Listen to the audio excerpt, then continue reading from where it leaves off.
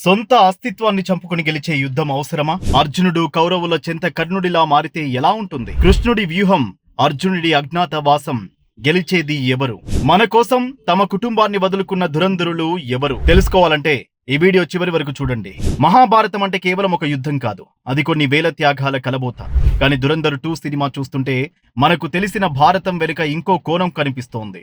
అదే యుద్ధ రచన చేసింది కృష్ణుడే కావచ్చు, కానీ ఆ యుద్ధం కోసం తన అజ్ఞాతవాసాన్ని ఆరంభించిన అర్జునుడు ఇక్కడ అసలైన హీరో. మనం అర్జునుడిని గాంధీవధారిగా చూస్తాం, కానీ ఈ సినిమాలో అర్జునుడు కౌరవుల చెంత కర్ణుడిలా మారిపోయాడు. తన మరణాన్ని తనే రాసుకోగల భీష్ముడి అండతో అవసరాన్ని బట్టి పాచికలు మార్చే శకుని చాణక్యాన్ని వాడుకుంటూ ఒక్కో శత్రువుని పెకలిస్తూ దురంధరుడిగా ఎదిగాడు.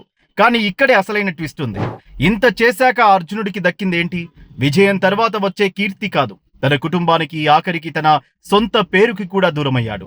మన చుట్టూ, మన దేశం కోసం మనకు తెలియని ఎందరో అర్జునులు తమ అస్తిత్వాన్ని చంపుకుని సరిహద్దుల్లో, చీకటిలో పోరాడుతూనే ఉన్నారు. వాళ్ళ త్యాగాల వల్ల మనం ఈ రోజు ప్రశాంతంగా ఉన్నాం. వాళ్ళ కోసం మనం చేయాల్సింది ఒక్కటే, బాధ్యతగా ఉండటం. ఎందుకంటే ఇది మన భారతదేశం.